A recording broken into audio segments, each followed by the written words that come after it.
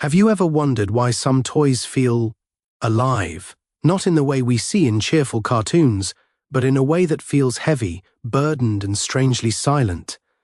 In the soot-stained heart of a city that runs on steam and sorrow, there is a workshop where the toys don't just move, they suffer. Imagine a world where your very heartbeat is replaced by the cold, indifferent ticking of a brass gear, and your memories are stored in the teeth of a revolving sprocket. This is the domain of Master Vane, the heartless toymaker, a man who believes that human emotion is a design flaw that must be corrected with clockwork. Today, we delve into the tragic story of Leo, a boy whose skin is becoming cold ivory and whose ribs are being replaced by the clockwork cage. This is a journey into the Pixar Gothic, a place where the smell of oil is thicker than the scent of blood, and the only thing more terrifying than a broken toy is a boy who is being made into one. Turn the key, listen for the click, and whatever you do, don't let your own heart skip a beat. We are entering the workshop of Master Vane. Our chronicle begins in the Iron Lung Industrial Ward, a district where the sky is a permanent bruise of charcoal smoke, and the sun is nothing but a pale orange gear in the distance. In the center of this gloom sits Vane's emporium. The air inside is sharp, smelling of rusted iron, pungent grease, and the cold, sterile scent of polished bone.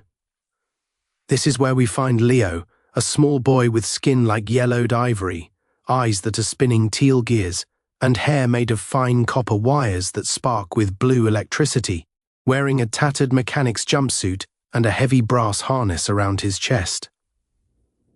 Leo is a masterpiece of mechanical tragedy. In our 100-scene deep dive, the 3D Pixar textures reveal the horrific detail of his transformation. His skin doesn't bruise, it cracks like porcelain. His eyes are not orbs of sight, but intricate teal-colored gear systems that rotate and click as he tries to focus on a memory. His hair is a crown of copper wiring that twitches with a nervous electric energy, reflecting the static of fear that pulses through his cooling body. Leo is the golden project, a child being slowly optimized into a living automaton. The architect of this cruelty is Master Vane, a towering man with skin like grey sheet metal, a face that is a complex arrangement of sliding brass plates and magnifying lenses, and hands that are long, multi-jointed surgical calipers, wearing a heavy leather apron stained with oil and indigo ink. Vane is a vision of progress without empathy. His face shifts and refocuses with every word he speaks, the brass plates sliding to simulate expressions he no longer feels. He doesn't see Leo as a child, he sees him as a variable that must be fixed.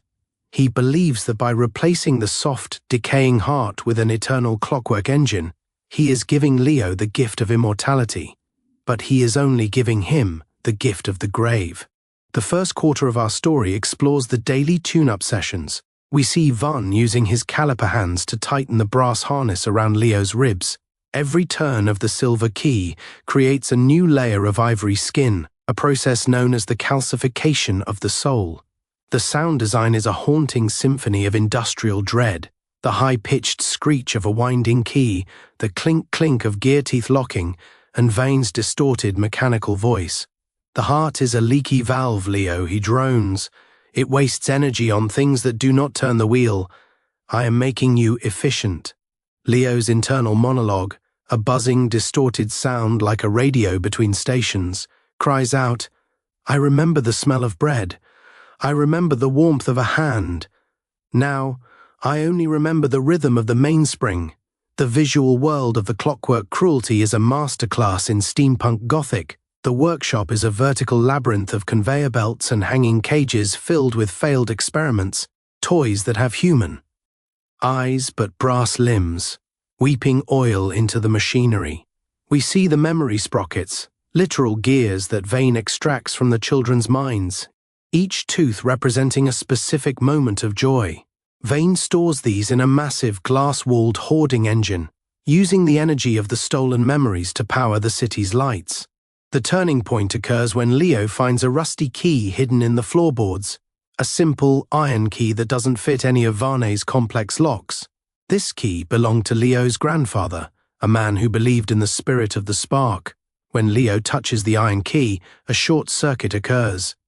The blue electricity in his copper hair flares, and for a moment the teal gears in his eyes stop spinning. He sees the workshop not as a factory, but as a prison. The escape sequence is a spectacular display of 3D Pixar action. Leo uses the iron key to jam the central gear shaft of the Emporium. As the machinery groans and shudders, Vane lunges for him, his magnifying lens eyes glowing a fierce, predatory orange. He tries to overwind Leo, to force his gears to spin so fast they melt. But Leo has found the secret of the biological spark. He reverses the polarity of his copper hair, sending a massive jolt of electricity through the brass harness. The shattering of the engine begins. The Emporium doesn't just stop, it unwinds. Thousands of springs fly through the air like lethal snakes. The hoarding engine shatters, and the stolen memories, the memory sprockets, erupt in a whirlwind of golden light. These memories don't just float, they seek out their original owners. In a grand cinematic sequence, the golden light flows through the soot-stained streets, returning the warmth to the people who had been turned into grey mechanical drones. Leo faces Master Vane at the summit of the Great Clock Tower. Vane has merged with the machinery, becoming a giant multi-limbed colossus of brass and steam, his sheet metal skin glowing red-hot from the friction of his gears. He tries to crush Leo under a massive iron pendulum, but Leo realizes that Vane is entirely dependent on the perfect rhythm. Leo inserts his grandfather's rusty iron key into the heart valve of the Colossus. The iron key doesn't fit the gears, and that is its strength. It creates a hiccup in the rhythm. The climax is a moment of profound mechanical failure. As the rhythm breaks, the Colossus begins to tear itself apart. The brass plates of Vane's face slide off, revealing the nothingness beneath, a hollow space where a soul should have been. Vane dissolves into a pile of rusted scraps and old oil, carried away by the very steam that powered his ambition.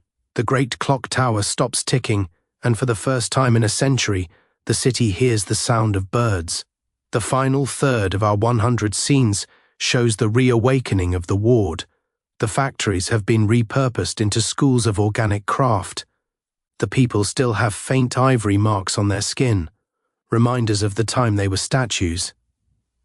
Leo is the leader of the city, but he is no longer a project. He is the boy of the spark. His skin has softened back into warm flesh, though his hair remains a shimmering copper gold, and his eyes are now a deep human teal, no longer spinning gears, but bright with the light of 1,000 memories. We see the legacy of the clockwork cruelty. The iron cages have been turned into birdhouses, and the memory sprockets have been melted down to make the bells of the new city. The narration dwells on the philosophy of the heart valve. We see Leo sitting on the remains of a gear, holding a real organic flower. A machine can count the seconds, the narrator whispers, but only a heart can feel the time. The Pixar aesthetic in these final scenes is breathtaking. Vibrant greens, warm ambers, and a sky that is finally blue, replacing the charcoal smoke of the beginning. The narrative concludes with a cosmic view. The constellation of the Toymaker is seen in the night sky, but instead of being a cold mechanical pattern, it looks like a child holding a key. The copper wires of Leo's hair have become the threads of the aurora, painting the sky with the static of dreams. The story of the Heartless Toymaker has come to a close, but the song of the human spark goes on forever. As the final scenes play out, we see a single rusted brass gear lying in the grass. A child picks it up, and, instead of putting it in a machine, they use it to skip a stone across a clear pond. The gear is no longer a part of a prison, it is a toy in the hands of a free child. Leo looks at the camera, his teal eyes soft and wise. He has found his heart, and it beats with a rhythm that no key can ever control. His cage was his struggle, and his freedom is his masterpiece. The journey through the 100 scenes of the clockwork cruelty is a journey of reclaiming humanity from the cold efficiency of the world. Leo showed us that the soul is not a variable to be solved, but a mystery to be lived. The story ends where it began, with a click, but now, instead of a lock, it is the sound of a heart opening. Leo's story is a powerful reminder that you were not meant to be a gear in someone else's machine. You were not meant to be optimized, categorized, or perfected. You were meant to be messy, emotional, and beautifully human. If you've ever felt like the world was trying to replace your heartbeat with a ticking clock, I hope Leo's spark showed you that the power to short-circuit the system is already inside you. If this deep dive into the heartless toymaker and the clockwork cruelty resonated with your soul, or if you were captivated by the 3D Pixar Gothic world we've built, then don't let this be the end of our journey. Hit that subscribe button right now and turn on the notification bell to be part of our unfolding tapestry of cinematic tragedies. We have many more gears to jam, from the mirror of mistaken souls to the prism prisoner, and your support is the fuel that keeps our light burning. Leave a comment below and tell us, what is one part of Leo's design that stayed with you? Was it the copper wire hair or the gear eyes? We read every comment and love the community of dreamers we're building here. Like the video if you believe that the heart is more powerful than any machine. Until the next spring unwinds, stay human, stay sparking, and keep your internal rhythm your own. Thank you for watching.